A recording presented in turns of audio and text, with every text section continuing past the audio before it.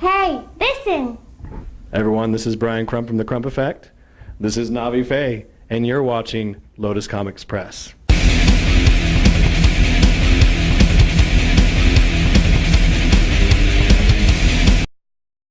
Hey, this is Lotus Comics Press. We're here live with Bryan Crump, otherwise known as the Crump Effect. And obviously for the right reasons. I mean, Navi here, amazing work, Bryan, first off. So, getting right down to it, now let me ask you, how long have you been actually doing makeup and stuff like that? Well, I've been doing body painting for about more than 14 years now. I've been doing photography for a while. I started kind of just amateur and hobby-wise because I was trying to, take pictures of my work. But I got frustrated because I felt like other people weren't seeing the vision that I would have sometimes. So I'll still create characters for people, but if I really have a vision, when I really just create an awesome collaboration with someone, I work to really bring out the spirit in that, to tell the story, to bring the emotion, not just to create an empty vessel, but to give someone substance with the images, with the character, with the transformation. Now, let me ask you this.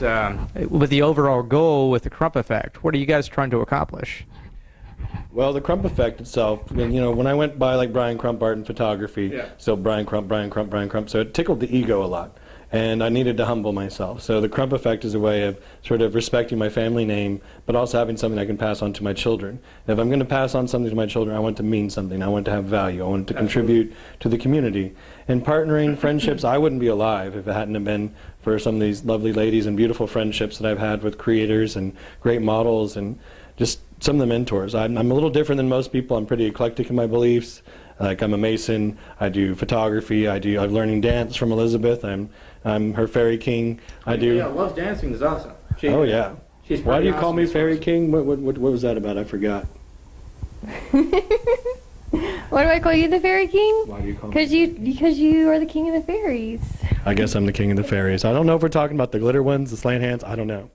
I know you've been in a lot of different magazines for the actual work that you do. Do you have a favorite experience that throughout all of the makeup and all of that stuff? Do you have a favorite experience that you could share with us? Well, it'd be hard to say a favorite experience because my whole life it's better than a movie. I've when you have the courage and the guts to get out there and just take your talents, your skills, your dreams, and just not be afraid to sometimes put your foot in the wrong door at the right time. You never know. I've met Elizabeth at IHOP. I put a call out for models and for helpers because I was painting a model for a friend of mine's interview to do the Halloween parade, Gold's Gone Wild a few years ago. My friend T's Dance and Fitness.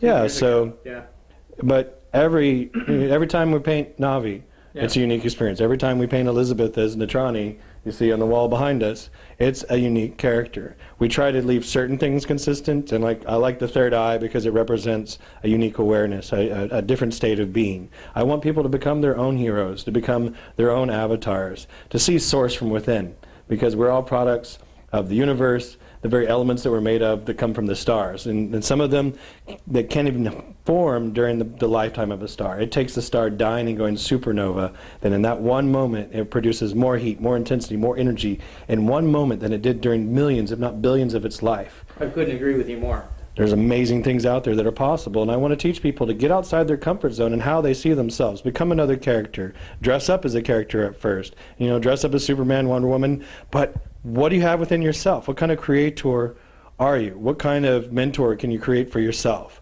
And I like to, when I'm on long road trips, I'll become characters. Sometimes I'll pretend I'm my future self of some possibility and give myself current advice on how to deal with a certain situation if I was that person. Makes sense. So that's part of the transformation process, is getting people outside of things. Like when you were Navi before and you started working with me, how did that change? It changed my life completely, from painting myself to having someone else paint my whole body. Just painting my own face, and my costume has changed entirely, even though I'm a stylist. And then, I'm sorry. Just out of curiosity, I know that off camera we kind of talked a little bit about the costume. And what are your viewpoints on cosplay? I feel like it's a doorway for people that socially cannot be themselves. They can put on this character and connect with people through other ways, and it changes people's lives. I see it all the time with people that we paint. So a source of kind of empowerment, kind of? It's very empowering. For me, I view myself as a fantasy cosplay character. Okay. And most of the characters we do are more along that line. but I definitely see that the door's open for any character to be body painted. Do you have any new characters that you're going to depict, or do you have just one certain character that you normally do? Me specifically? Yes, ma'am. I'm always Navi the fairy. Yeah? Yeah. Very cool. Very cool. Because I know that based on the obviously the painting, you've been in the other costume. And tell me a little bit about that. Being Natrani, I really love being Natrani because it is an original character that Bryan and I came up with at a magical time, and through the Dance-osphere, when Social Grooves and the Crump Effect come together, the Dance-osphere people create their own realities and using their imagination, and it's really exciting. So do you have a favorite character other than the character that you've already depicted? Of Dance-osphere, I'd have to say Navi. Waiting. Now I know you guys work with fairies and stuff like that. Now, is there if somebody came to you and wanted to do kind of a horror type of genre, do you guys cover horror genre or superhero genre or any of that type of stuff? Well, a little off camera, we talked about responsibility as an artist, and we don't think in words, we think in pictures. Yeah. So I'm very careful with who I will transform into what. I like to interview my clients sometimes, because sometimes if people have a dark seed, they have a lot of doubt, or they have, like even like anger that they're dealing with. Transforming people, you can even like as zombies and vampires and things like that. I used to be a goth kid, and I've been in the photography world. You can turn models into divas. You can turn them into wonderful community givers. It's we're all nudging each other. A person makes their own decisions. But I had a friend of mine, she was separated from her husband, and she wanted me to turn into a succubus. I'm like, do you even know what a succubus is? She's like, no. And I'm like, it makes a vampire look like a teddy bear. And I was like, with what you're going through, I don't want to like awaken that kind of a thing in you. And what we do is it's not just, transforming a person into a character. It's giving them an experience to come outside of a perspective that they've known. And so you can take people with low self-esteem and turn them into these wonderful characters. And when you do something well, they see themselves as that character. They light up. They get excited.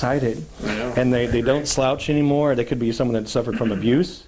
But once they believe in themselves, or they just believe in that character, that is who they are for that moment. With you, totally. And there is a responsibility that goes to that. I mean, once I transform myself into Joker, even for interviews, there's about a I would probably say a 3-hour window there. Right. Where you start to transform into the character, and you're like talking like Joker, and like, hey, let's go hang out and do stuff, and mess stuff up, And so I really turn myself into the Joker, whether it's like, talking like Ledger, like I'm not crazy, don't get me wrong, not crazy. I don't plan, it's just I'm a dog wagging my tail, But on the other hand, you could turn yourself into a kind of a Mark Hamill touch, which sounds more like, hey, this is a Joker, huh? I'm all over the place around this, So it's just. You went to a British Joker for a minute. A little bit, yeah. But the point is, if you practice the character long enough, you can actually start transforming a certain part of yourself into that, more so than who you really are in real life. Especially if you have the costume on for 7 to 10 hours, like probably you do. Oh, definitely. I find myself thinking in third person as Navi all the time. And see, I do the same thing with Joker, because I have the costume on more than I'm actually wearing my real Definitely. Shadwear, if that makes any sense. And, we promote people like yourselves, the artists that, that want to get out there, are viciously, thirsting over the ideas that they're trying to get out there so well in your vision. And we talk to a lot of people like that, and including myself. I get out there and I do what I do, and it's very bold, for to talk to movie stars as Joker. A lot of people don't understand it. So I guess my question is for you mainly is that when you're in the costume, has there been any bad depicted experiences through being in the costume? Never, not one. Everyone receives it extremely well. I have the most amazing times. I've met the most beautiful souls, and maybe I only connect with them for a few minutes, but the experience that we make for each other is something that they never forget, and I get to remember every time I see a picture that they post with me. See, I would totally agree. For the most part, you go to Comic-Con, you're dressed as Joker, you're dressed as Navi. They come up to you with